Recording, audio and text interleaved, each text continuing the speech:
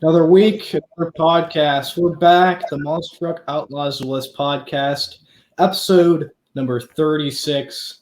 Phil, I like the shirt you got on. Why, thank you. I figured we're going to go a little down under tonight, so I'd wear the Outback Thunder shirt.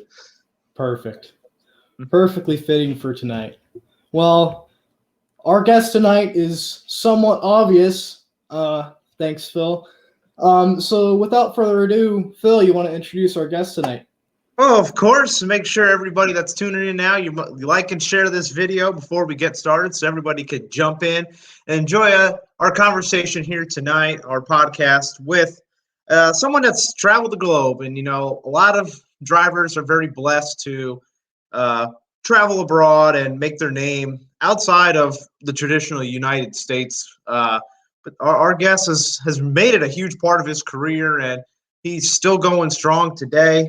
You see it up there in the caption. He was the first driver of Blacksmith and Raptors Rampage, and now he's the current driver of whatever body's on that truck. It's either Wicked, American Soldier, or the V8 Bomber. Our guest tonight is veteran driver Corey Clark.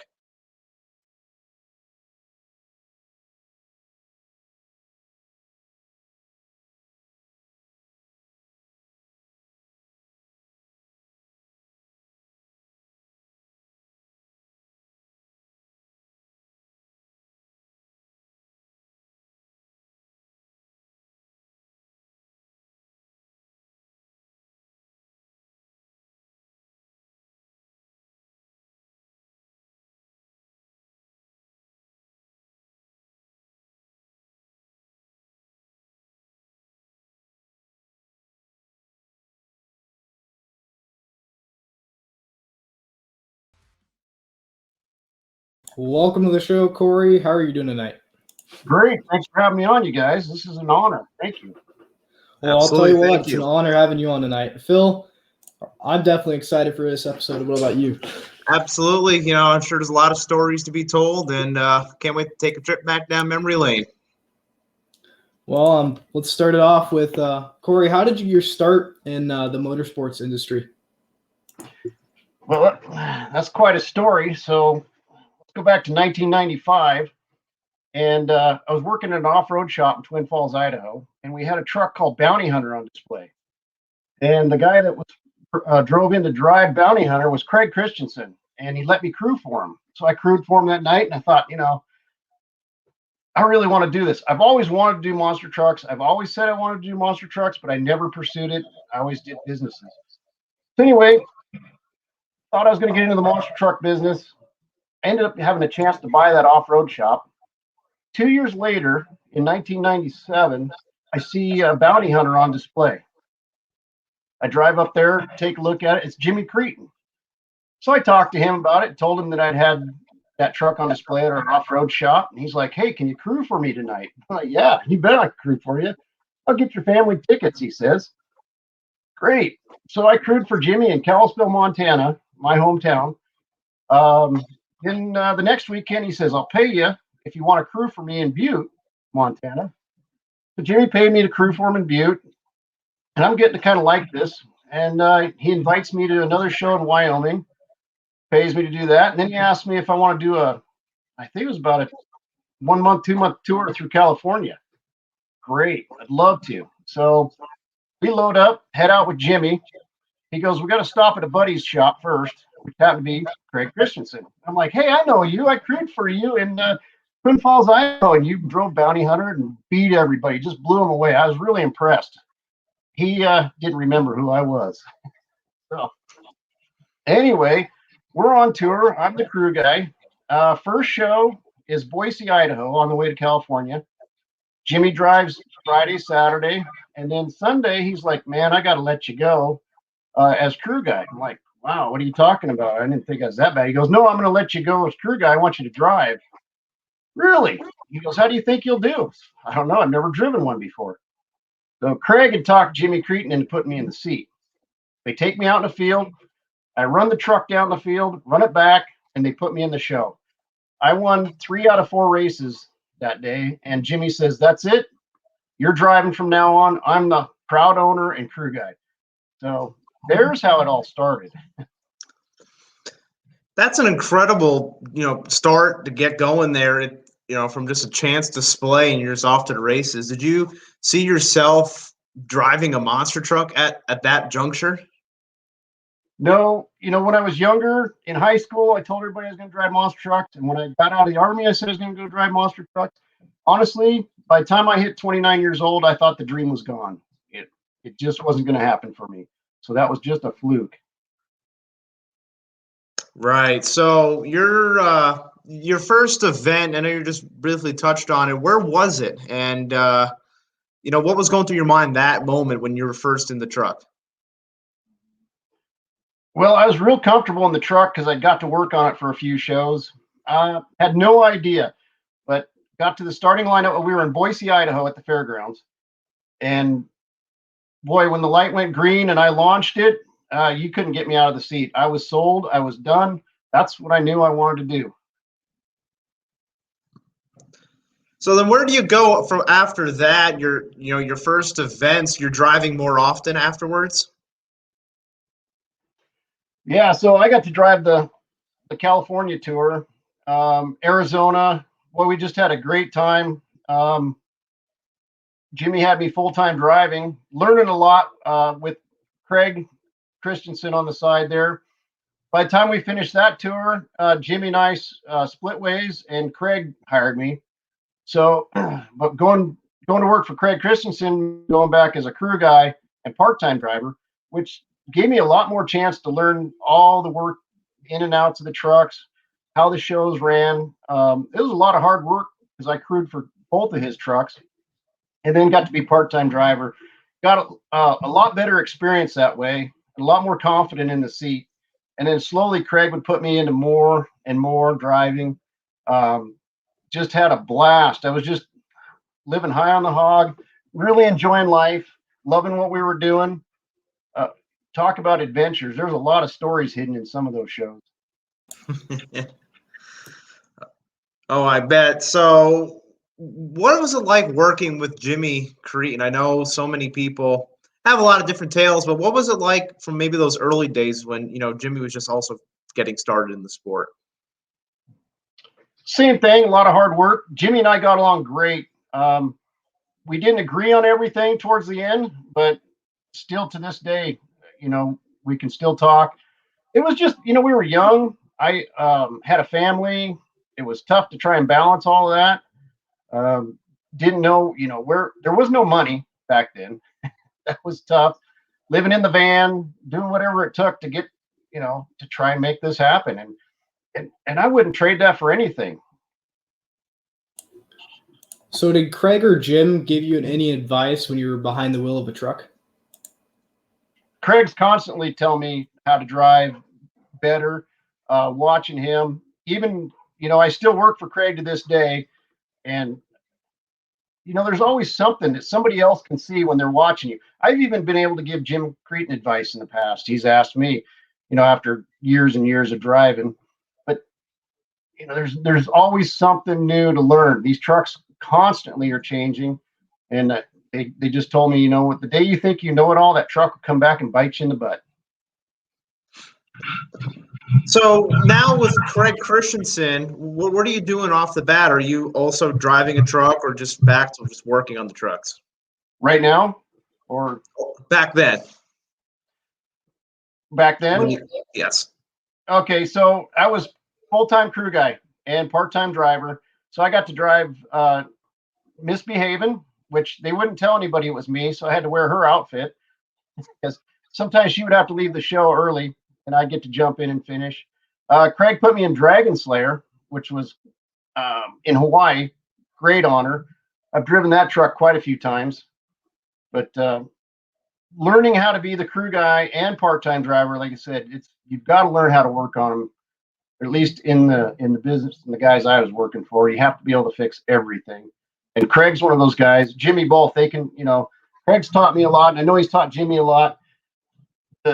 The skills that he has to keep those trucks running on a lower budget is amazing. And I've been able to follow in his footsteps somewhat, but what an honor.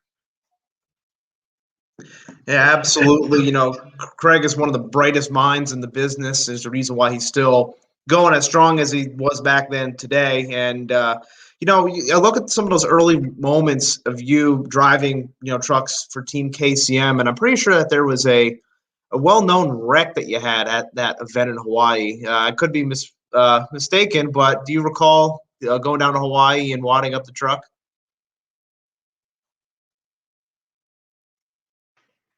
Yeah, actually, yeah, that destroyed the body of Dragon Slayer, and that was a pretty close call. That had a big 572 engine in it. That truck was fast, really fast. Great racing. It just what actually happened is I lost the front tire, ripped it right off. It tore right through the hood. Just everything wasn't too bad for me. It was the next night, Kreg jumped in it. He knew that front tire was going to come off, so he turned into it and it came underneath the truck. He wanted to stop the tire from going anywhere, and it barrel rolled him. It finished the truck. We sent that truck back to the United States in a container, all wadded up. Somewhere, I know there's a picture of it. We'll have to post that on Facebook. But yeah. And the caption above the picture where the truck's all wrecked shows Kreg putting Corey in a bunch of the little cuss word things on there. I'm like, that wasn't my fault. So from those early days at Team KCM, was there a truck that you took a liking to more than one of the others, whether it be just the identity or just that physical chassis? Yeah, the chassis that Kreg built for Captain Insano, the Hummer, I fit that really well, and I was just a part-time driver for that one, but I jumped in that, and everything just clicked. We were winning, doing great. Had a great time in that truck. All of his trucks were fun to drive. When I would drive Dragon Slayer, though, his seat is so big that I couldn't see over the steering wheel. And we would have to take the pillows from the hotel and stuff them under the seat so that I could see over the wheel. I could fit in the seat. A lot of people didn't know I didn't fit in that seat very well. So you're mentioning a bit here that you were a part-time driver and, still are in so many aspects. I know you just mentioned, having to stuff pillows to get where you need to be in the truck, but what were some of the other challenges, maybe if you have to jump in, like, for instance, BJ Johnson was in the truck before you. What were some of the challenges to readjust before you went back out on the track? I drove BJ's truck, his Captain Insano, and oh my gosh, he is an amazing driver because that truck was all over the place. It was so loose. He could make it look like it was doing great, but he put me in the truck out there. I think it was in Oregon one time, and I couldn't get that truck to do anything. I was all over the place, still having fun, doing well, but really having to work hard to make that truck do anything. And then he gets in, and he's just so used to it, he could make it do anything he wanted to. Just a lot of fun to watch these guys, even though I started before him. Yeah, that's always interesting how so many other people came after you and you were involved with them in so many capacities. And, when you were early on in the sport, obviously, you're around Kreg Christensen and Jimmy Creten a lot.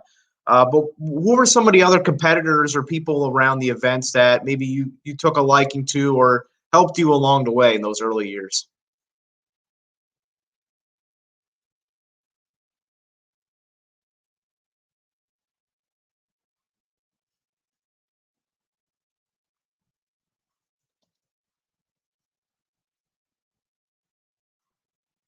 Well, Corey, you got a copy? Uh-oh. Looks like he might be frozen. Folks, we may have lost Corey Clark. Oh no.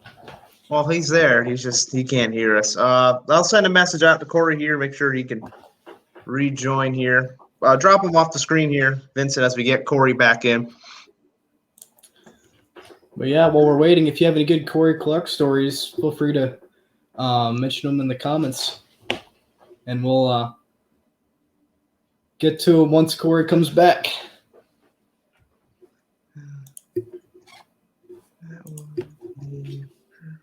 Okay. Man, I hope he's not telling that story and we can hear him. Okay, I see him back in. I knew Okay. it was gone. Yeah, sorry about that. I don't know what happened there. Nope, you're all clear. I just was sending you a message, so you're good. Okay, yeah, All just good. kind of glitched out. So basically, I believe the question you asked is, what other people influenced me, and there's so many people that have been in the business since day one. Bob Chandler, Dennis Anderson, the list goes on. Of course, the closest one is Kreg Christensen, of course. But my gosh, I worked with Pablo. Of course, Pablo called me to have me come down and I got to help build Blacksmith, and then I got to drive Blacksmith. So I was the first one to debut that. What an influence he was. I've been around, I know just about everybody. I don't know a lot of the new people coming in anymore, but there is a whole list of names of people that have helped me out to get me where I am today. And I wish I had all those names. Dan Patrick, worked with him quite a bit, all through Kreg. Tom Mentz, a lot of the Bigfoot, we used to run with a lot of the Bigfoot guys. Eric Tack, Eric Meager, Rick Petroline, and then Barefoot, Todd Frolic. Back then it was just, what a family-oriented bunch of guys. Everybody been over to help each other, and that actually goes on today. If you break, we're back. I just blanked out for a little bit, but all the guys in the monster truck industry help each other out. They are the best racing things I've ever been able to be involved in. Absolutely. Hey, Corey, your connection's still a little fuzzy. If you can log on with your cell phone by any chance, just so we don't keep losing you here as we keep going, that'd be perfect. I will, if you could get that message through your cell phone. Okay. Let's do that and see what happens. Perfect. Okay, so Corey. Yes, sir. Vincent, if you want to pull up on screen here as we're bringing Corey back into frame here. Just want to make sure that everybody can hear Corey as we keep going here with the podcast. I totally get it. We've got a lot of technology running these things these days, so just want to make sure everybody can hear everything, and we don't miss anything. We don't leave any stones unturned. I'll give this a shot here, trying to get on the phone. Sorry, guys. Normally this works great. Nope, no problem. That's just because all the people are tuning in. They're frying our servers, so take that as a positive. Let's see if we can get this on the phone here, and in the meantime, I'll see whatever questions you've got. All part of live broadcasting. All good. Don't worry. While Corey is transferring over, make sure everybody that's watching right now, make sure you like this video, and make sure you share this video too. As many people tune in live here and join us, so everybody can hear Corey's story. More the merrier. If you have any questions for Corey, make sure to leave them in the comments. We'll get to them at some point during tonight's broadcast, or any comments as well as we continue on here with Corey Clark. Okay, open with Chrome. Copy.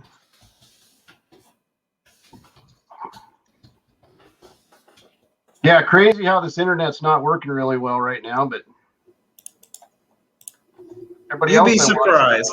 Yeah, you'd be surprised. We've It'll go bad, then it'll clear up. That's the problem. All right. I lost you that one time. Here we go. We're working on it. Your broadcast studios. Mute. All right. Got a little bit of a pivot here. Can you hear us, see us? Yeah. Let me shut this on. There we go. Here we go. All right. Lights on, and if you could just tilt your phone, like sideways, fancy way. Not upside. No, actually, it's probably got to stay up forward. Usually, the camera changes when you tilt it sideways. Yeah, so. good. All right, let's Perfect. We'll Is that going to work roll all with right? that. That works with us. So Okay. we're back in motion here with Corey Clark. We'll jump back into the timeline. I know he was just mentioning it. You had a big opportunity with Pablo Huffaker, and you got to be the first driver of Blacksmith. How did that come about? Did Pablo just call you out of the blue? How did you get from Team KCM to Blacksmith? Well, we've run with Pablo when I was running with Kreg, and so got to know everybody really well. And the word was out. Kreg had BJ Johnson, and I only had time. I was running a hotel, a health club, and a bunch of other stuff for my dad and stepmom in Crested Butte, Colorado. So I didn't have a whole lot of full time anymore. And so Pablo, was looking for somebody that had some experience to come down and help him finish the truck. And as you call around, Dennis Anderson knew that I was available. Kreg knew, and a few other people. So Pablo gives me a call, says, "Hey, what are you doing? I need your help." You bet. I'll be right down. That was great. So what an honor to help, build that truck and watch it come together. And it wasn't until later that I found out that they were going to offer me the position to drive it. So when that came about, I was ecstatic. That truck, as we were building that truck, everything got to be built around me. So automatically I fit in that truck perfectly. That was one of those trucks and chassis you were talking about earlier that everything just clicks. Pablo and I were first and second every night through the show. That truck couldn't do no wrong. I fit perfect in it. Everything went well. I was really comfortable in that truck. Had a lot of fun in that truck. It's one of my favorites. Almost between that and Wicked, those are two of my favorite trucks. But yeah, what an honor to be the first person to drive that truck and run it as far as I got to go. And then of course reality sets in. It's time to go back to work and come home and take care of everything else, and then watch somebody else get to drive it. So being that Blacksmith is a pretty unique truck, how did that truck land or handle compared to previous trucks you've driven? At that point in time, it was probably one of the nicest trucks I've driven. Like I said, everything got to be set around me. It landed great, handled great. We had the new truck blues when we first built it. There were things that went wrong. We were in Oakland, California, and I came in through the tunnel and hit the brakes for intros, and it shot an axle out, which of course there's no front brakes after that, and skidded in, hit the cars, and everybody thought it was meant to be, but no, it wasn't. There were some other things, rear steering issues, just any new truck blues, but once they were dialed in, you couldn't stop that truck. Even Dennis Anderson said one time, he goes, "Man, that truck and you drive like it's on rails." It was just amazing to drive. But, and then technology now, even from that truck to today, what a difference in our shock absorbers and everything else. I would still like to have that truck. There's a couple trucks I'd like to have back, and that would be Kreg Christensen's Captain Insano, the Hummer body. That truck, I couldn't do anything wrong. And Blacksmith. Those were two great trucks. A lot of fun to drive. Amazing. And one of those fun moments, I know we have the picture in our folder here, if Vincent wants to pull it up, was in Vancouver. He went for a wild ride in Blacksmith. It was in our intro video. I think it's made every Crash Madness DVD. Yes. Do you remember this hit, and walk us through it? So that was another great show. We're having a lot of fun. Everybody kept getting stuck on top of that school bus. And in my mind, I am not going to get stuck on top of that school bus. So I came in a little hot and heavy and did not get stuck. Came right off that. The rear tires hit the bus, kicked the rear end up, came down on its nose. And I definitely didn't want to nose over. So I throttled out heavy, pulled the nose back up, wheelied down, blew a tire, and shut it off. And just it laid over after that. That was a wild ride. That was for sure. It's kind of interesting how that's become like your defining moment in Blacksmith, just that one wreck. Yeah, none of the fancy saves that happened. The first night out in Oakland or Oklahoma City, hit the van stack and put that thing on two wheels and drove it around for two wheels till it came back down. I'd love to see the video of that. None of the great saves are on video, just my crashes. I hear you there, Vincent. Do you have a fan comment you want to bring up? Yes, we do. This one is from one of your fellow competitors. It's Rudy Martin Del Campo. He says, Corey was the first racing competitor I lost to, and he was the first person I won against. Hope to see you and Kreg soon at events. How do you feel about that? Yeah, it was a lot of fun to watch Rudy drive. You know, he's new to the sport. Fun guy to be around and watch him learn. He, the truck he was driving, the shocks weren't working so good, and he went out there and launched that thing. He comes down, he says, that hurt. So first thing Kreg does is tell him, pull those shocks apart. Let's see what's in them and fix them. Can't have you hurting those. But yeah, he's not afraid of anything. Good guy, hard worker too. That's always good to see, and always a fierce competitor and a good friend. It's always good to see Rudy. But, looking back at the Blacksmith days, how long were you in Blacksmith for? I only got to be in Blacksmith for the first quarter. So by the time they got ready for World Finals, I was out. I was gone.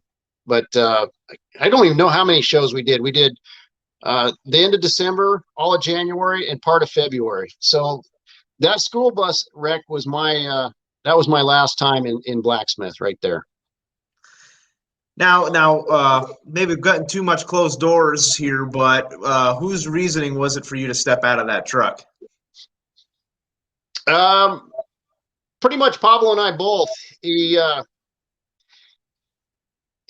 told me that truck needs to be, a moneymaker, and I was driving over my head a little bit, and it just, when you're on the road with people that long, you can't always agree on everything, and you need a good night's sleep before you make decisions. But we decided to just part ways. We get along to this day, but at that point in time, it was time to separate. And that's just the nature of the beast in monster trucks, and it's definitely one of those arts that you don't realize it until you're in the business. It's just the way that the machine runs. Well, exactly. There's no hard feelings. We can joke around a lot about it now, but yeah, it just and the longer you're in the business, the more you see people come and go. You can't stay with somebody that long on the road. Even Kreg and I spend that much time together on the road. It's a battle once in a while, but at the end of the day, we still figure out how to make it work. See another great fan comment, Vincent. You want to pull it up? Yes, we got one from another fellow competitor from Rat Attack. It's Jacob Ladwig, and Jacob says, Corey is such an awesome guy. Always love running with you, and just an all-around good guy to be around, and can make a weekend fun. Hope to be running with you again soon, this year sometime. Yeah, fun to watch Jacob. Boy, he can really make that truck move. I guess he's one of the only ones that, like I said, those trucks that fit people. Other people couldn't make that truck do the things he does. A lot of fun to race with him. Good competitor, pretty much happy all the time. We're there to have fun. We're there to entertain people, and that's what it comes down to. We're not there to fight and argue or anything. Take what you're given and make the best of it. It's always good to see fellow competitors in the chat here. And now's a good time. Make sure, since we have Corey back live here, make sure you're sharing this video and you're liking this video as we continue on the timeline here with Corey Clark, our guest tonight. And so, Corey, you step out of Blacksmith. Where do you go after that? Okay, so I had a full-time job in Crested Butte at the resort, had an off-road shop, had a tow company. Like I said, we had a health club, hotel, restaurants. That kept me busy, but it worked out good because I'd get a phone call from Kreg Christensen, and Kreg Christensen, he'd say, what are you doing? I'd be like, where am I going? And he would get me on a plane and send me somewhere or catch up with him. So he kept me in the sport the whole time. Even if it was just part-time, I could go to Canada. I could go anywhere. I could pretty much just take off at a moment's notice when his guy couldn't do it. And that kept me in the sport part-time, clear up till, 2009, he brought me back full-time. So from 2001 to 2009, I was a part-time driver. And it worked out great for me. I was able to balance my home life, my business, and still be able to go race and be somewhat competitive and be able to jump into anybody's truck. That was one of the things I was known for is Scott Heaton, our buddy, the announcer, is like, man, he goes, you can just jump in any truck. He goes, I never know where I'm going to see you pop up.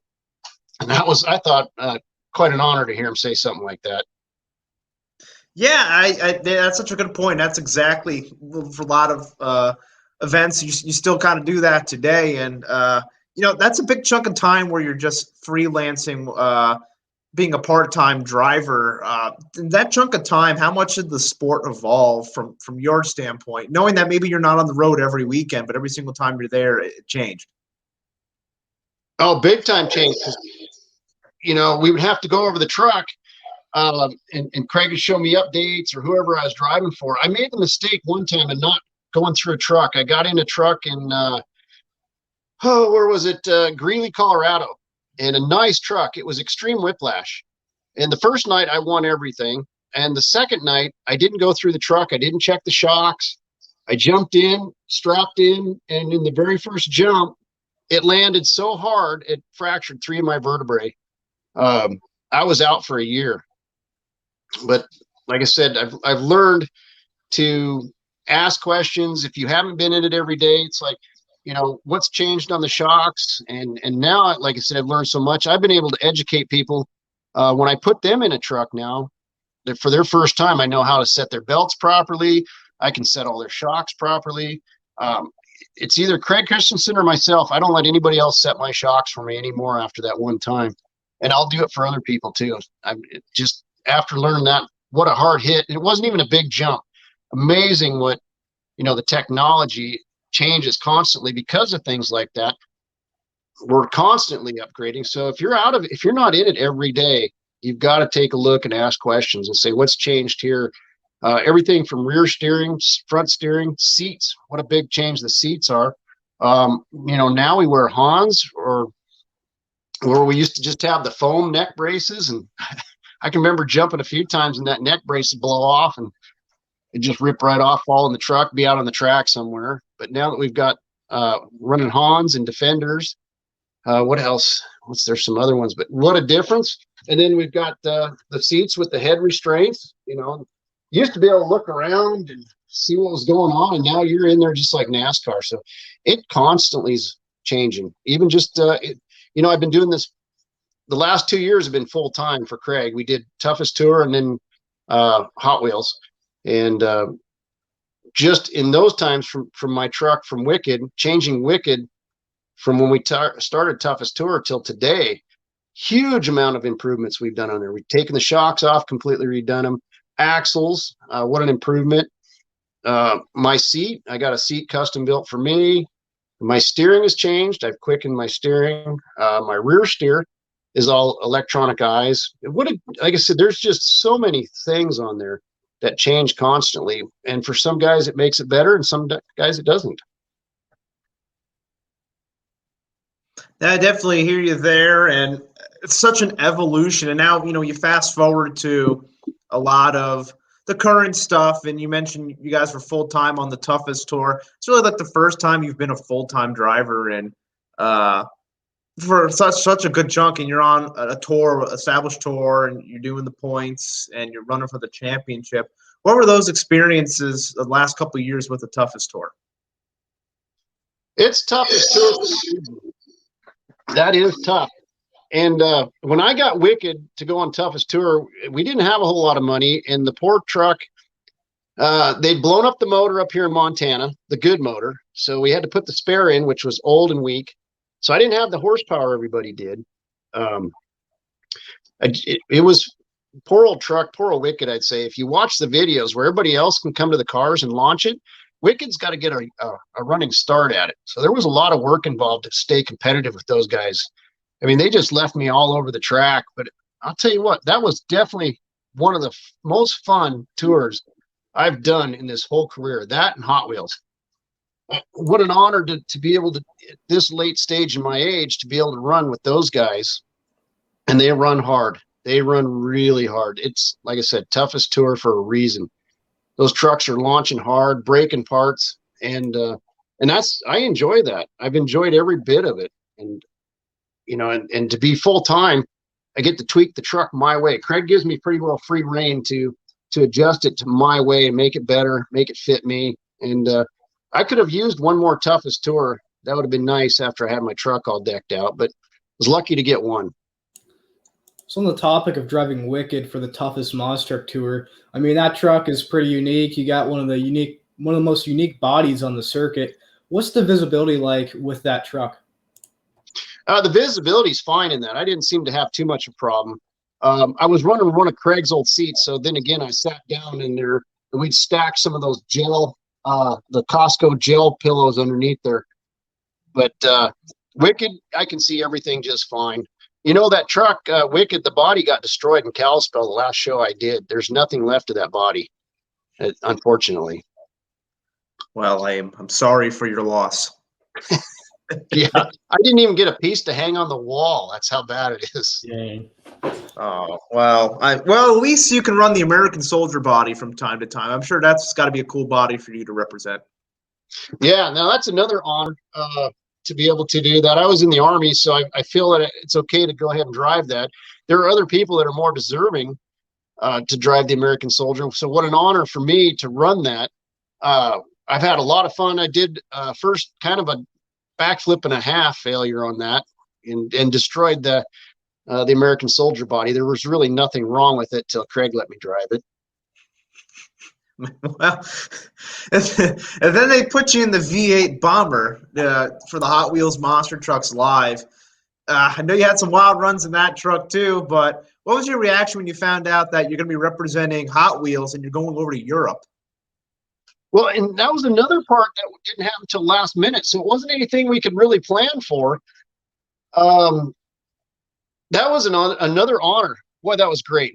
Another great group of people to run with. We had so much fun. And Hot Wheels this new show is geared towards these young kids and family-oriented, very family-oriented.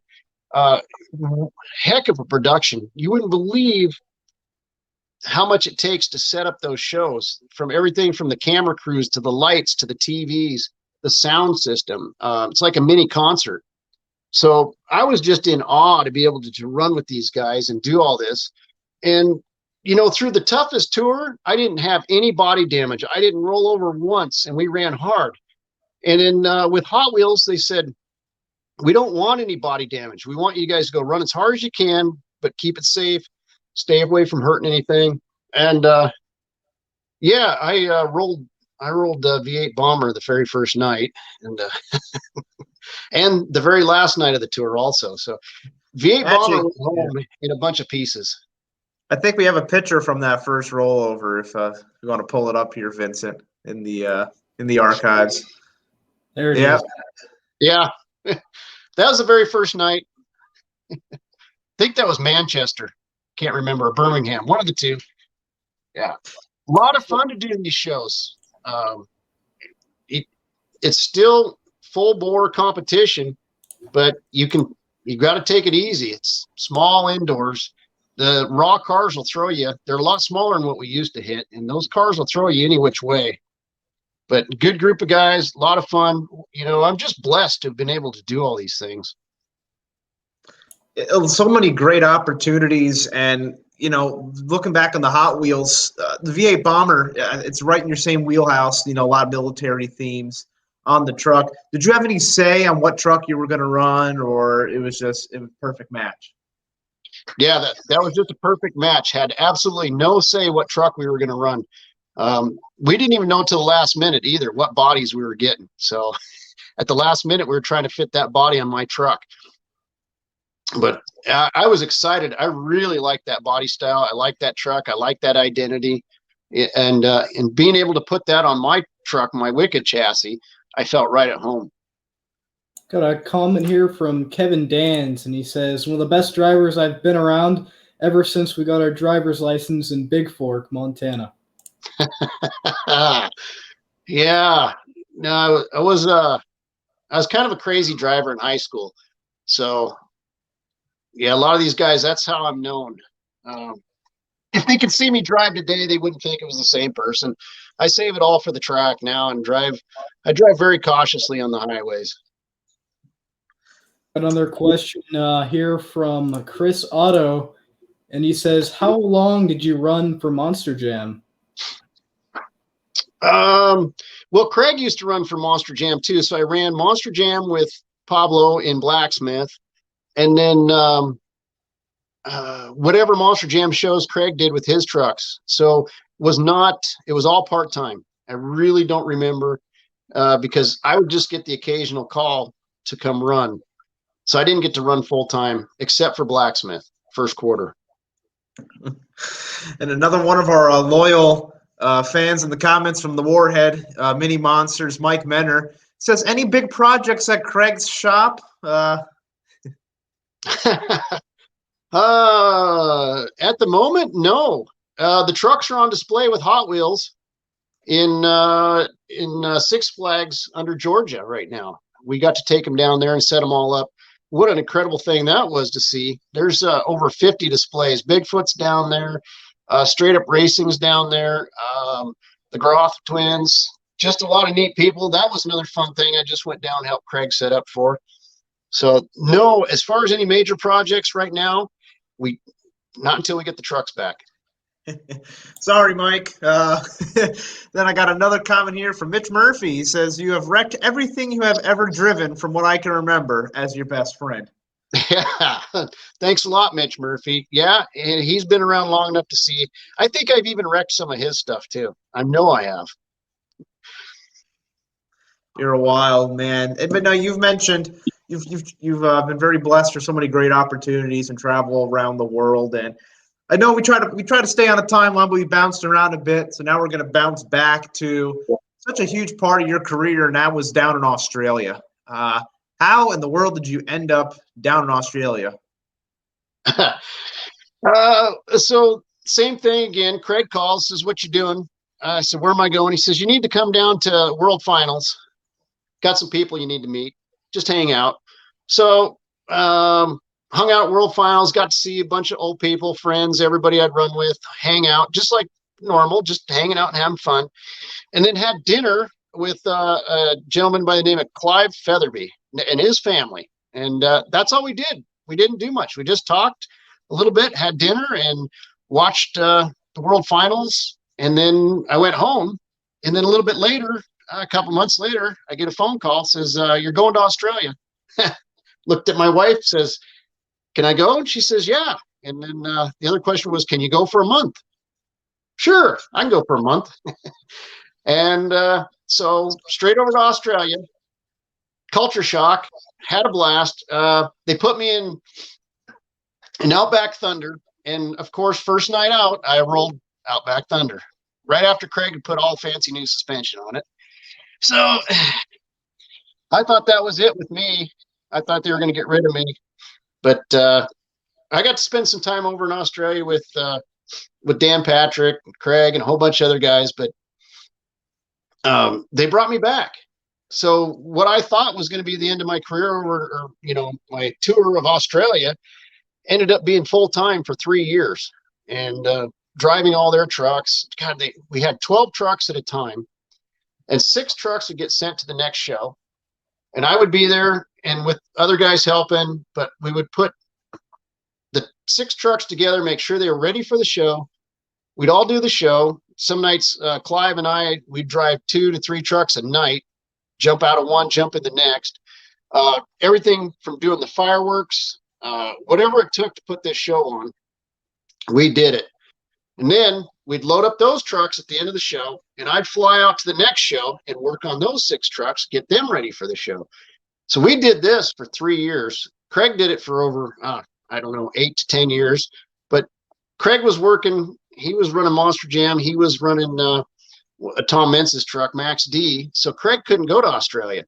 That's how I got shipped over in the winter. Kreg would do all the summertime. I did all the winter. It was a lot of fun. So you make a big transition over to Australia. Was there any big differences between United States shows and Australia shows? Yeah, we toned it down a lot over in Australia because we're running in like the fairgrounds. They called them showgrounds. And then we did a lot of training, trying to teach new guys how to drive to our experiences. We had to tone it down because we were used to running hard and heavy and a lot of air. Tone it down a little bit, do a little bit more artistic, have a lot more fun. There was no stress. Absolutely. There is no stress for me in any of this, but there was no racing, anything. It was just purely freestyle. Just go out there and do whatever you wanted to do, and get out of one truck and jump into another. Do whatever you wanted to do. It was a lot of fun. No, I've run shows over here in the United States just like that. You know, they're strictly entertainment. Yeah, and I think we asked these questions too, just maybe for some people that don't, understand the Australian monster truck game. And since you were such in the trenches, you just talked about the events. What about the trucks themselves? Are there any major differences from how they perform or built in the U.S. to what they are in Australia? Well, most of the trucks over there were from the U.S. shipped over. They were our leftovers. As a matter of fact, Scooby-Doo was the original bounty hunter that I drove. So the bounty hunter I drove in 1997, and then I go to Australia in 2009. I get in Scooby-Doo, and I'm like, this truck looks really familiar. After all those years, felt right at home all over again.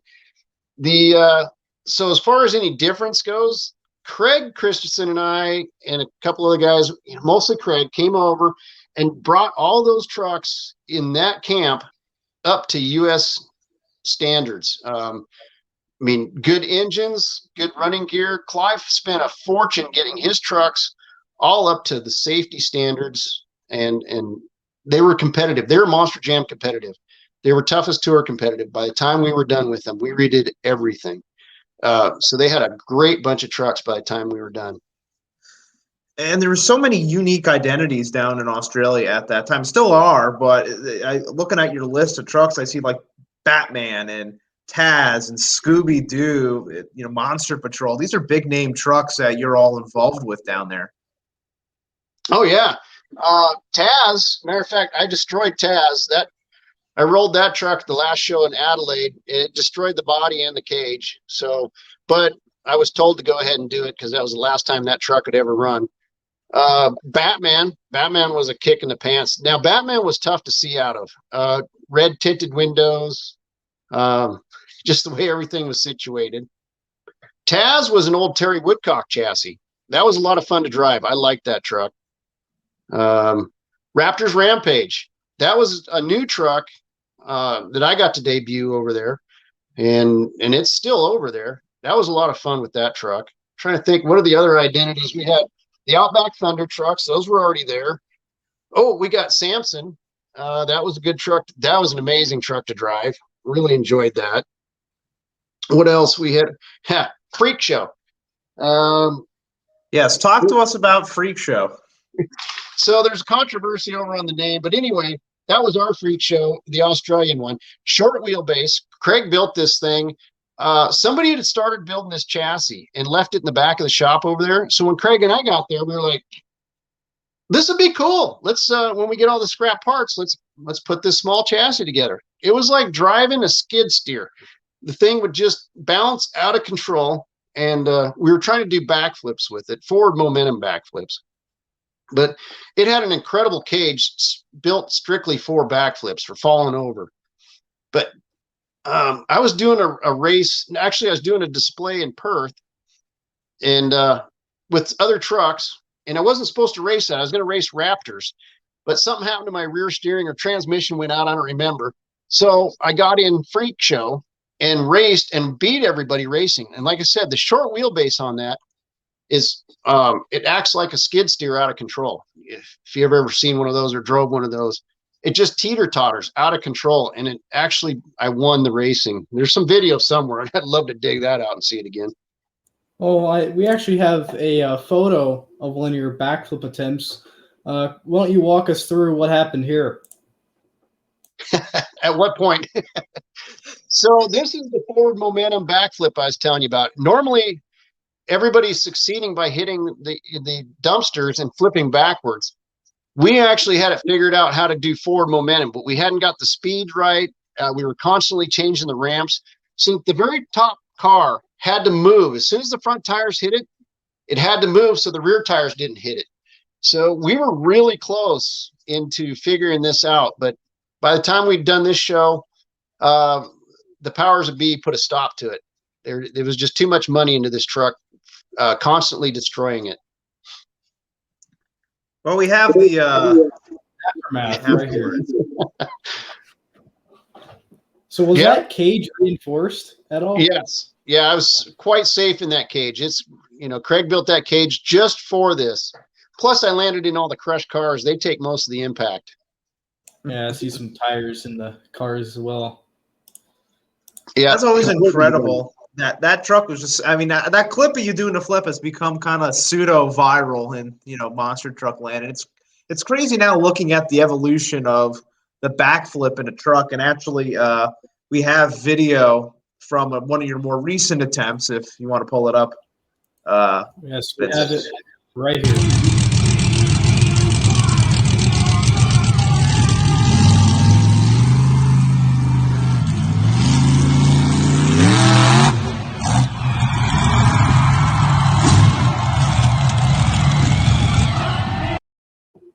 That was American Soldier. So what was that ride like? As long as you land on the tires, it's quite soft. There's no suspension in that cage when you land on the roof. And if I'd had a little bit more experience in doing, that was my very first wall, hitting the wall to do the backflip. I probably would have known where I was and been able to throttle it over one more time and land it, but I didn't. I really thought I had it. And when I came down, it bounced again. I was not expecting that. So do you think you'll ever attempt a backflip again? Let's ask Kreg Christensen, see if I'm allowed to. He's the one that has to pay for all the damage I seem to do. Man, he's such a good friend. I don't know. You can trust him. Yeah. Well, go ahead. I wouldn't be in this industry if it wasn't. There's a lot of people, my friends, my family that made it possible, but he's the one that's kept me in it all this time. Even when I stepped out, he's the one that called and says, "Get back here. I need you. Let's do this." I don't know if he just couldn't find anybody else or if he actually really trusts me that much. No, it's such a great dynamic that you guys have, and that leads me to ask, you've known Kreg for so many years now. Has he changed over the years, or he's just the same guy that you met from way back when? Oh dear, yeah, we all change. He doesn't seem to let things bother him as much as he used to. As we get older, a lot of things just don't matter anymore, and he has a lot more fun. He's struggled through this business. He's worked harder than just about anybody I know. But he's just as giving as he ever was the day I first met him. And it's just as honoring and still picks on me, and I give it back. But yeah, I've seen him help people that didn't ask for it and needed something. Just amazing person. So like I said, if it wasn't for him, we wouldn't be talking right now. So I've got to give a big thanks to him. So what is your best Kreg Christensen story? Well, when I was running with Jimmy, we were headed to California. I don't know where we were, but the transmission on my van, it blew a cap off. So, of course, I've got transmission fluid all over the place. The whole team pulls over. Kreg pulls over. Jimmy pulls over.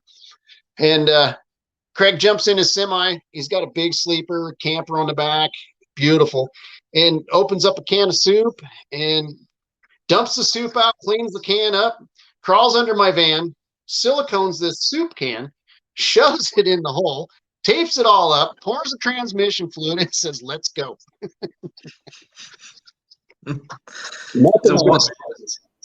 What a classic. Since we're on the story train, I know when we were doing our test the other night, we were talking about our good friends Mike Welch and Jeff Boehner, the Hall of Famers, and you said you've have a story to tell or two from those guys. Do you have anything you could share? Throw it right back at them. So my first introduction to Mike Welch is Kreg and I are going through Oregon somewhere, and back road, middle of nowhere, and then we see a monster truck in the ditch upside down. I'm like, well, that's kind of odd. And jumps up the road a little bit, there's another monster truck laying on its side, and we're thinking some guy just lost his load of monster trucks. So Mike would set up for his shows. He would display his trucks like that all over town, in the ditch, upside down.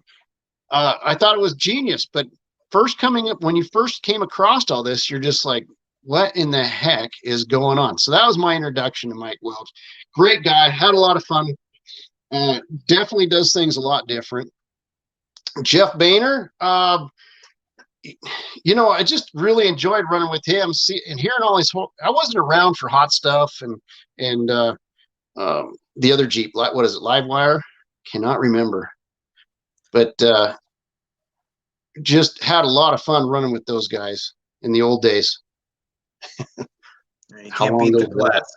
Can't beat the classics. That's why we always gotta give them a little bit whenever we get the chance, you know.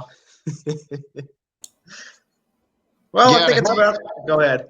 No, I was just going to say, you know, there's a whole list of names I've been just blessed to have been around, and these guys, they started way before me. They've worked a lot harder than I have to get to where they are. I've just really enjoyed being where I am today in this sport. For sure. Do you have any good Jimmy Creten stories? Good Jimmy Creten stories? Yeah. Oh, man. Okay, Jimmy Creten stories. You know, when I first was running for Jimmy, we were doing a show down in Arizona. It's the very first time I beat Gravedigger.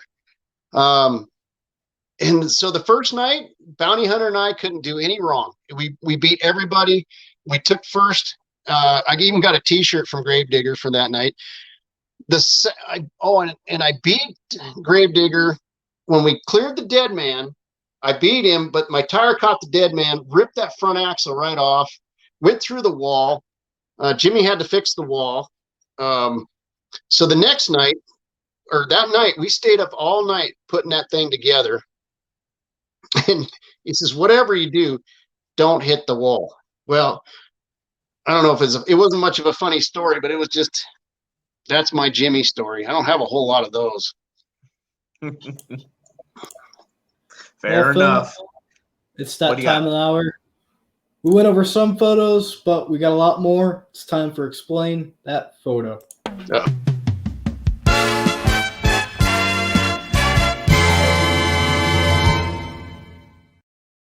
Rules are simple. Explain that photo. Here we go. Oh, yeah. Welding repairs on Batman. Nice. I don't even know who took that photo. Yeah, so there's the Batman. If you look at the windows, you can see how red tinted they are. But yeah, that's me trying to weld something. Probably the chassis.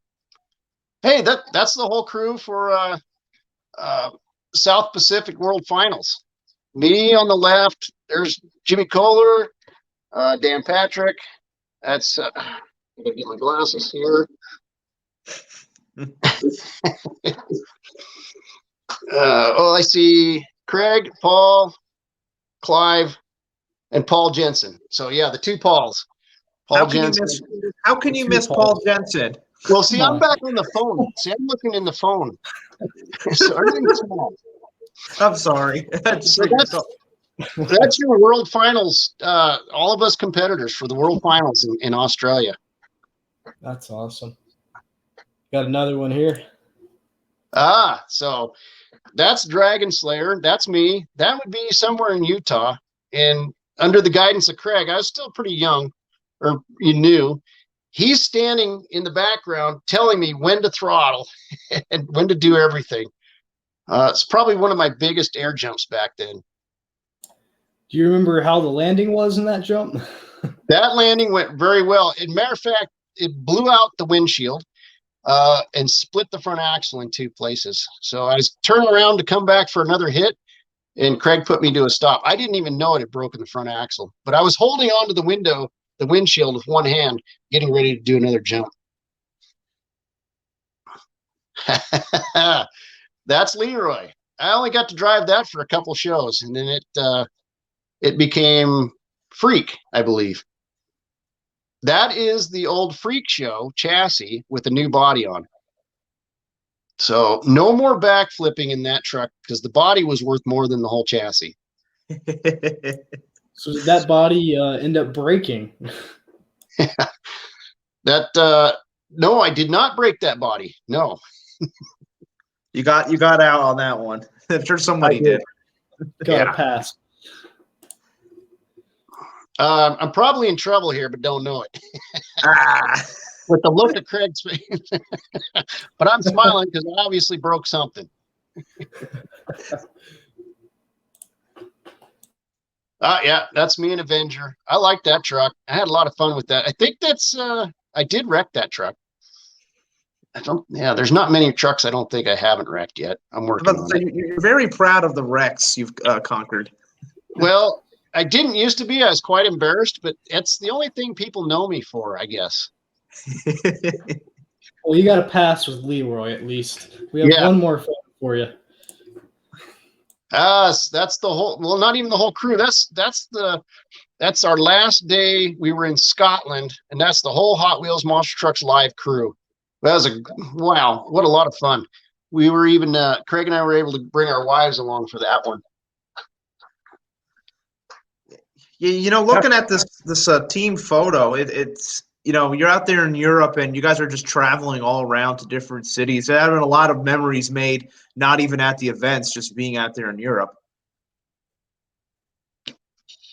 What an incredible we called it a once in a lifetime opportunity, but at the end of the show, we were told they want us back. We would have been over there this year. We made it.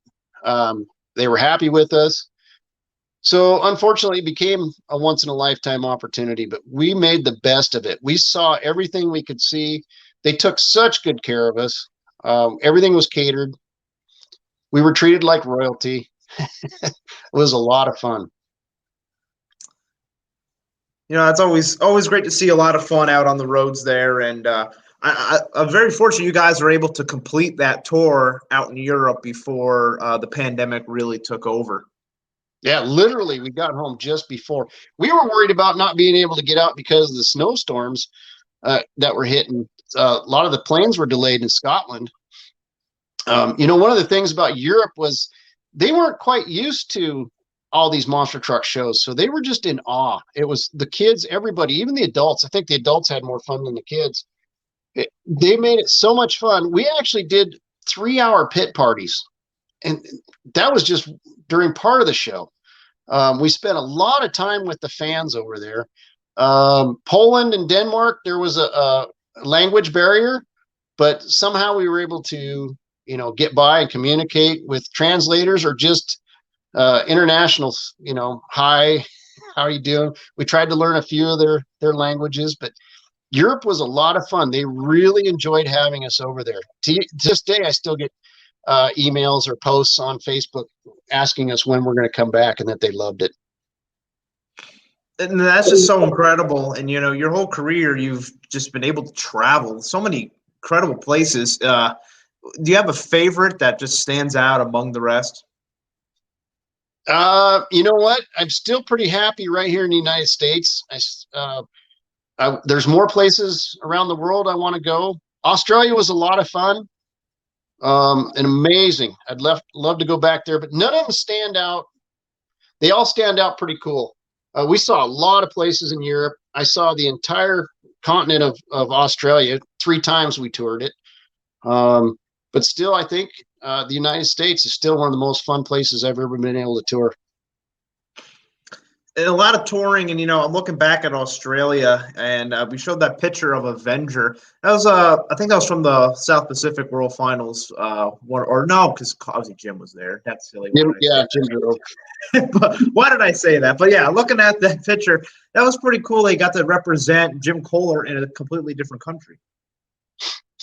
Yeah, so Jim was gonna. I was just over there again as crew guy to help. They didn't have a truck for me to drive. And Jim was going to drive the new Bugs Bunny looking thing or whatever. And that didn't work out. So they were putting the Raptors Rampage on that chassis. And then all of a sudden, this other chassis showed up that Kreg and I put together. And they were at the last minute able to get an Avenger body or replica. Perfect for Jim. It was perfect for him to run the World Finals with. But after the World Finals, we changed some shocks, tires, and then I drove that truck for quite a bit. I drove that and a couple of the other trucks. I would drive 2 or 3 trucks a night per show. And that's, to me, right there, that I had more fun being able to jump out of one truck and get into another. I would rather be able to do that all night long at these shows instead of just sit in one truck and wait your turn. I get out of one, get back in the other. That was the best.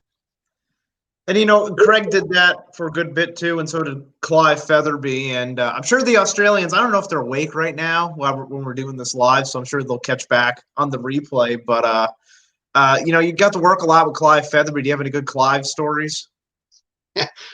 Everything about Clive is a good story. He took really good care of us over there. He's a character. He's always pretty much, he's either happy or yelling at you, but most of the time he's happy. Vincent, I think you had a question lined up.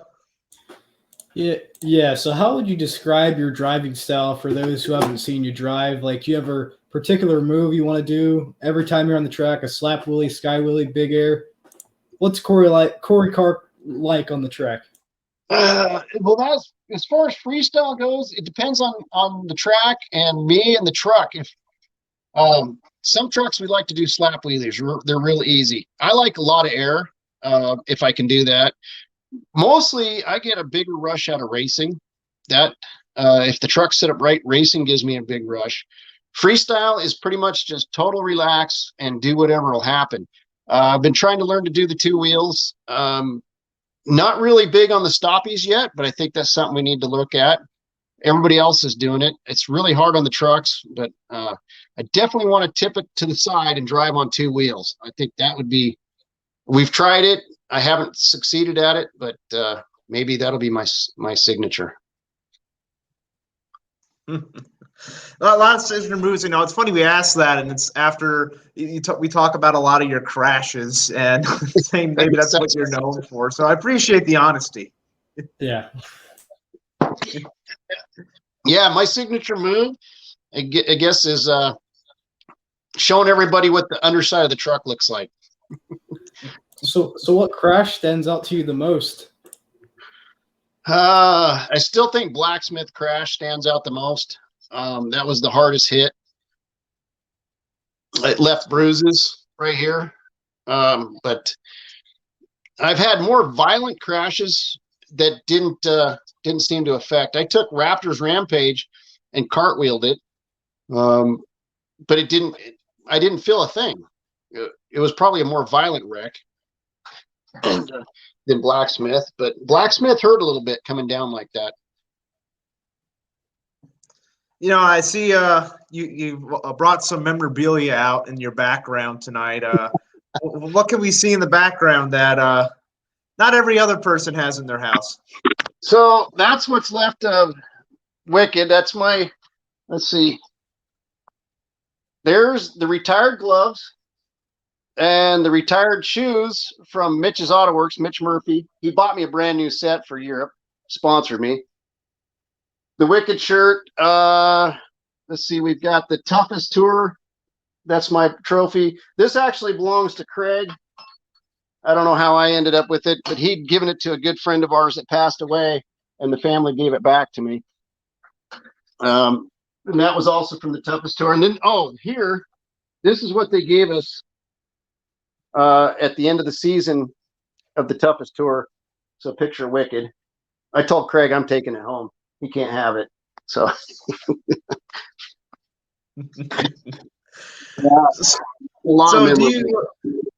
So do you have like all your little toy trucks, like obviously the V8 Bomber and Blacksmith from over the years? Yes, I do. Yeah. I used to buy those and then just give them away, autograph them, and give them to the kids. But I'm just about out of them now.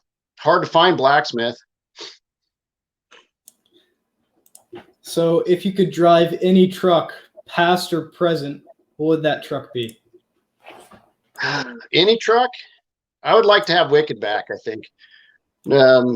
Because even though that was somebody else, it was Craig's identity. We were able to change it, and it became my identity also. So I think I'd take Wicked back. Definitely. That Wicked is just such a wicked body. I would also agree. I'd love to have it back, but Mr. Pun over here. Yeah, Mr. Pun over here. But no, I kind of look at, knowing that your career has spanned so many years, and it's interesting. I feel like you're more active now than you've been in so many years past. Do you also feel the same way? Yeah, getting to do Toughest Tour and Hot Wheels brought me back quite a bit. Nobody really saw how active I was over in Australia. We didn't have a lot of video over here. And then also when we were doing, when I was running Blacksmith, there just wasn't a lot of video. There was no Facebook, nothing back then to, help promote all the things we did. So even though I was very active, there's just not a lot of pictures and stuff to go back on as there is now. Everything I can do, I can share on Facebook. So it seems like I'm a lot more active. I had to step out of it for a few years too. So these last 2 years have been great, full time. We'll see what this coming year is going to be. Craig's already got us scheduled for the summer. I hope we'll see. Yeah, that's very exciting. And I make that comment because there are a lot of maybe some of the newer fans that aren't familiar with a lot of that work, and they just know you from V8 Bomber because they have that toy at home, or some of the diehards know you from the Toughest Monster Truck Tour. They don't realize that you've lived a life in a completely different country and then some. Yeah, and it was a little bit of a culture shock to go over there, and but we were so welcomed in. That when I say welcomed in, they'll dog you, they'll tease you, they'll make fun of you, but they've got your back at the end of the day. And nobody got to see all the hard work we got to do over there, taking care of 12 trucks with a crew of guys that didn't have a whole lot of experience. Once again, you fall back on everything Craig's taught you to. These trucks have to run to get paid. Plain and simple. If the truck's not running, you don't make money. So I made sure those trucks ran no matter what it took. We were changing, hot transmissions between laps, shocks, whatever. It's probably the hardest job I ever loved, if that makes any sense. Man, can you see yourself doing anything? I mean, you're a jack of all trades with all these different businesses you've been in, but can you really picture yourself not being involved with monster trucks in any capacity? No, I don't think I ever want to step out. I don't mind stepping down again, but I don't want to step out. If it means hopefully maybe I can get my grandkids involved, or helping somebody else, maybe promoting shows or just being in the background somehow. I don't see how I could ever step away. Been in it too long. And that's such a good point because you've had so many part-time runs in your career, and we mentioned a little bit where you would be training a lot of the people that come into those trucks. Here in the States, a lot of those guys were Craig's kids. You're talking about Mike and Brian and Paul. A lot of these, you're right there with them. What was that like? Yeah, they were too young to even think about driving when I first went to work for Kreg, and now look. Watching these guys surpass my abilities to be able to drive. It's been, great to watch them stay with it. All his kids have stepped in somehow or another and made a good name for themselves. And I'm proud to have been there when they started. And a lot of the kids we've had on as guests, so I will put them on the spot again. Do you have a key story that maybe sticks out from seeing a young Mike Christensen or Paul Jensen or one of them inside of a truck? Yeah. Mike, I've saved his life a couple times. We were in Hawaii, and the tide came, and it just took Mikey away. And I just happened to be the only one that could swim out and grab him. Another time we were floating down the river, and Mikey got away on the inner tube, fell out. He was about ready to drown there. I swam out and got him. So the biggest joke with him now is, and Mike, you owe me one. You owe me. You got to save my life one of these days. Now that you're a big and famous racer, I got another good little story though. It's when I told you about how I crewed for Kreg Christensen in '95, and met him again in '97, and he didn't remember me at all. And I'm like, you sure? I crewed for you that whole night, and you showed off your new truck and everything. You don't remember me? No, don't remember you. To this day, he says that. So in Missoula, Montana, I was doing a show, and this young man came and helped me out, helped me tire everything, and crewed for me. And that was great. I really appreciated the help. And then years go by, and I meet Darren Schnell, driver of Bigfoot? And he's like, that was me. I was the guy that came and helped you and crewed for you in Missoula. And I'm like, geez, yeah, I remember a guy helped, but I said, sorry, I do not remember you. So now I know what Kreg felt like. Man, you big time Bigfoot driver. Yeah. That's incredible. You know, I'm going to probably text Mike here and probably crack a hang loose joke. It's funny because he ran that hang loose truck for a cup of coffee, and it's very fitting. You saved him from a tide, so it all comes full circle. Oh man. Yeah. Yeah, I think of him as family. Dig yourself a grave, Phil. No, hey, I'll do it. I'm fine with that. But no, it's not just a lot of the kids here in America. You know, out in Australia, I know what comes to mind is, you know, Hayden McLeary has become such a big face down there, and guys maybe like Jack Monkhouse or Hayden Francis, and some names that have become veterans in Australia. What about some of the young guys from Australia that you got a hold of? Well, yeah, Hayden McCleary, we pretty much helped coach him into the truck. I was pretty hard on him. I wanted him to learn all the ins and outs of the truck before he got to drive. He became a great driver. Jack was a natural. You didn't have to teach him much. He just pretty much watch and do that. But yeah, Hayden became a great driver. What a lot of fun to watch him grow up from just sitting. He'd have to come work with me in the shop. And I know he didn't care for it. He liked working with me, but I was hard on him. I was like, you got to learn how to do this before you drive. So he did it. Yeah, and I just always find that so fascinating how, you know, for having just such a part-time career, you went down to Australia, and you're really a big part of growing that, you know, the sport in Australia. I mean, it's still going very strong today, and I feel like it was at such a peak when you guys were down there. Do you reflect on that and realize that you had such a big impact on bringing the sport such prominence in another country? Yeah, I mean, just from the shows they did when we first started to how they run their trucks now, huge difference. Doing the Adelaide show, we first started doing those. Don't tear up the grass, stay off the grass, don't do this, no dirt in there. To now, you know, that's Monster Jam, high flying, lots of fun. Yeah, so just the influence of us being over there. You know, you only drive. I'm trying to think. One of the Bigfoot guys told me when I beat him once. I think it was, I can't remember, Eric Meager or Tack. I said, I can't believe I beat you. And he says, well, we haven't been running with you guys. We haven't been running as hard as you. He says, when you guys run as hard as you do every day, and the guys that don't run as hard as you do every day, it's hard to catch up. So when we got to Australia, even though those guys were running every day, they weren't used to running as hard as we did. We had to tone it back and then bring them up with us, teach them how the truck lands at higher speeds, how to drive out of it. You know, the biggest thing still is we're not over there to crash on purpose. We still want to pull it out, and we still want the crazy saves. And that's what we were trying to teach them a lot, was be wild and crazy and still try to pull the save off. I actually have a comment here from Paul Jensen, and he says, the first time Kreg ever sent me to crew was for Corey and BJ Johnson in Colorado for Monster Jam. Now, what was that like? That's right. I forgot about that. That poor guy. He was just a kid back then, I think. Yeah. And then running with BJ and I, oh my gosh.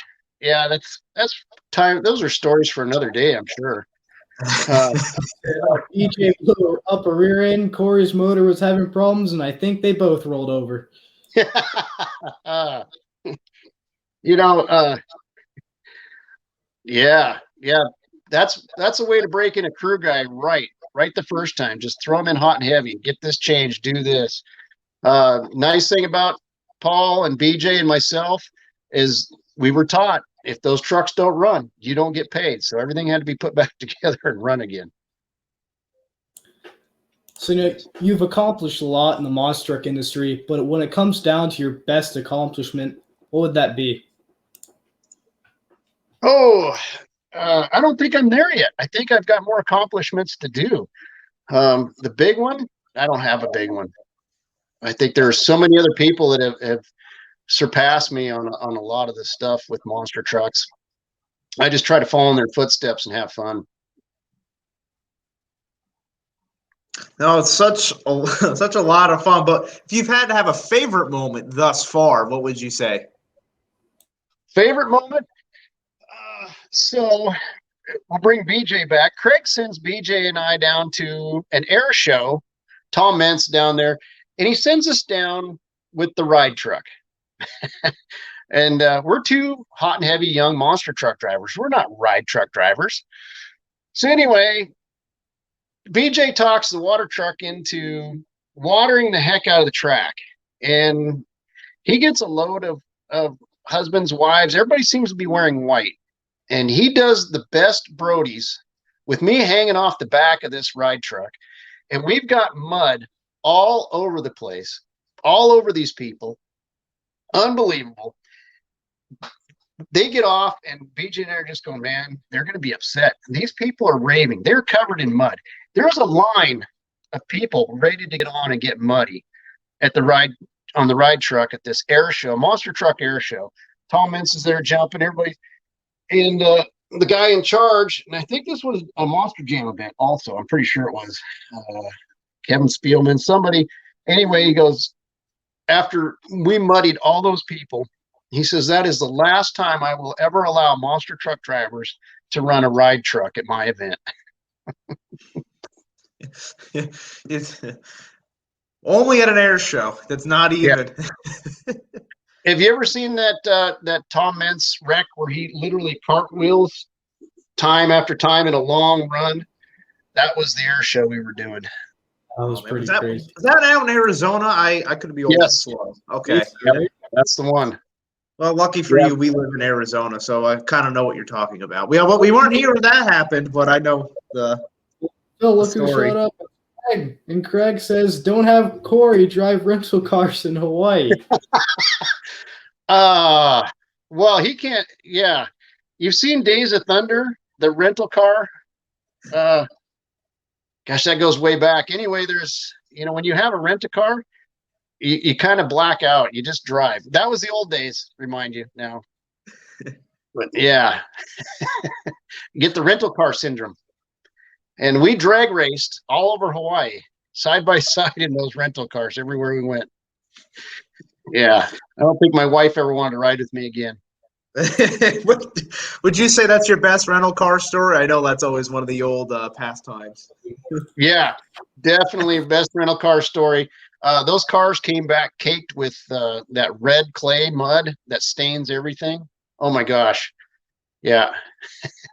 I don't think the rental car company was too happy with us back then. Oh man. Well, I appreciate the boss stopping in the comments. Who knows? Maybe we'd have the boss on a podcast episode in the future. Wink, wink, nudge, nudge. But thinking about some of the places you traveled, another country I just came in my head was Mexico. Did you ever go down to Mexico for any events? We didn't do any events, but Jimmy Creten and I and Don went down to Mexico just to hang out between shows one time.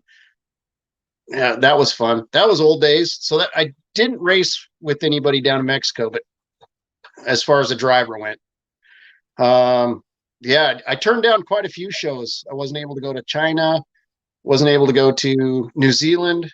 What else? There was a few Kreg had me scheduled for that I just couldn't make it. So hopefully we'll get some more in the future if this all settles down.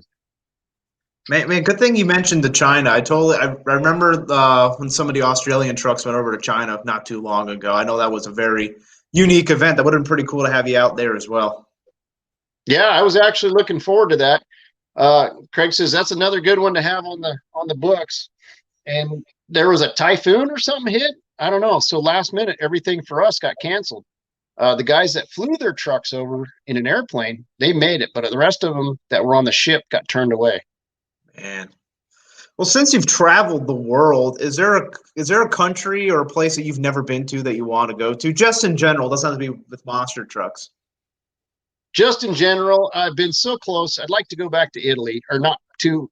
I've never been to Italy, but I've been right on the border, so I think it's time I went down either Italy or the French Riviera, somewhere in there. I think that would be cool. What advice do you have for someone looking to get their foot in the door in the monster truck industry? So it's going to take a lot of perseverance, a lot of hard work. Start getting to know these people, writing them letters, getting to know them on Facebook. But one thing, you got to be tough. You got to work hard. It's long hours, a lot of rewards. So I'm not going to say it's not worth it, but it's not all glamorous. So get to know these people and be ready to pay your dues. Some people make it right away. They're lucky. They get put right in the driver's seat. The rest of them have to pay their dues. And that's such an interesting trait. We've talked about it a lot with some of our guests where they see just the glitz and glamour from like social media or on the videos, and they don't really understand a lot of what happens at the event until they're in the event, and at that point it's too late. So I know you've helped so many people over the years with that, so I'm sure you can attest to obviously the obvious grinds in the monster trucks compared to what you see on the internet to what's actually at the event. Long hours. Like I said, I got lucky right off the bat. I crewed for Jimmy just for a few shows, and Kreg talks him into putting me in the seat. Next thing you know, I'm a driver. And then I go back to crewing, kind of paying my dues again and earning my keep and getting to drive. And then boom, I'm with, Kreg's brought me to the top, and then I go to work for Pablo. That could have been a really good career for me. But it was really hard for me to be away from home that long. It took me a long time to not be home when I wanted to be.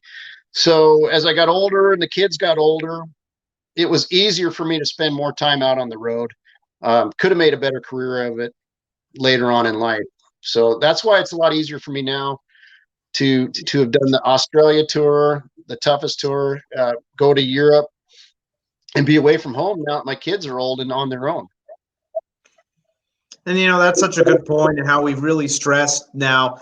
You're more active now than probably any other singular point in your career, and you have so much stuff planned, I know, for the future. But when it is all said and done, what do you want your legacy to be? Hopefully that somebody will look back on it and know that I helped them, that they enjoyed the sport because of me, or just an incredible fan that had a great time. But hopefully that some of these guys that are in the sport, I actually helped get there or taught them something. Like I said, I owe a lot to a lot of people, because as far as I've gotten with just being a part-time driver, that's pretty cool when you think about all the hard work a lot of these guys have gotten and they put into it and never made it as far as I have.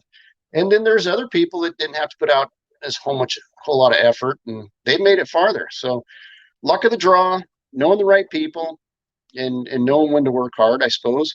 So hopefully I leave a little entertainment, and everybody had a good time watching me, and make fun of myself, or in my crashes, or some of the cool things I've done. I just feel blessed. I feel blessed to be here right now. I'm blessed that I've made it as far as I have in this industry. And like I said, I owe Kreg Christensen and my family and my friends and all the fans out there to where I am today. That's what I owe. And I know my buddy Brian Anger is pretty blessed to have you here tonight, and such a great story here.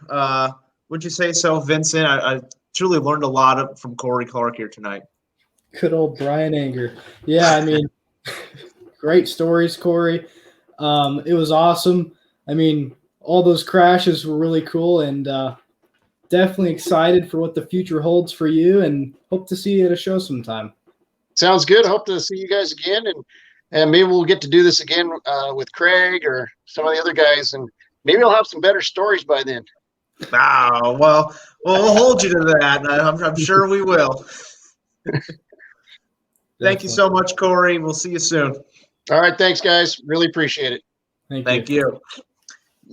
Corey Clark is a guy, has been in the sport for a very long time. And, when we were talking, beforehand and really hearing the story, how much part-time work he had in between everything. He's more active now than before. And it's really important, where so many people need to hear Corey's story and just know how much impact he had, especially the impact on Australia. I really think without a guy like Corey Clark down there that maybe the sport down in Australia doesn't really function the way it should be. I mean, you're right. You got to have a solid group of guys to build that foundation, and I think Corey was definitely one of them down in Australia, and definitely a great guy, hard worker, and great hearing his story tonight, and excited for what the future has for him. Absolutely, and I'm sure they'll be all back here soon. And who knows, we'll try to get the boss on here, Kreg Christensen, at some point, or some of the other folks from KCM's past. We've had quite a few of them. If you haven't seen in our archive, so if you enjoyed Corey's story, I'll go into my end of show spiel. If you want to catch up with some of our past episodes, we've had a lot of past drivers from Team KCM on our podcast. You can check them out in our archives on that video tab, live podcast episodes. Or we have a live tab now as well. You can just check out that live tab. You'll see all of our past episodes. You can catch up there. All of our podcasts are also, yeah, whatever you're saying. So our episodes are also audio only wherever you can find podcasts, all the major carriers. So Apple Podcasts, Spotify, Google Podcasts, iHeartRadio, Stitcher, goodness great, Audible. There's so many places now. Wherever you can find audio podcasts, you can find our podcast there, audio only. So wherever you're on the go, in the car, at work, at the gym, wherever, on the airplane, you can hear our podcast in audio-only form. And, of course, if you enjoyed tonight's video, make sure you smash that like button, you hit that share button before you leave here tonight so more people can catch up and listen to Corey's episode, especially maybe some of the folks in Australia. I don't know what time it is in Australia, but if it's an off hour, I'm sure they'll catch up and hear the episode as well in our archives. So make sure you share this video as well so more people can come back and listen to Corey's episode at any time. And as we always say, we're not slowing down here. At least that's not the plan. And you never know who's going to come on here next. We like telling different stories and having our guests on here and just enjoy themselves. And I know everybody's enjoying what we're doing here. So we really appreciate everybody tuning in every week and keeping us going here. Obviously, if nobody's watching, we don't do this.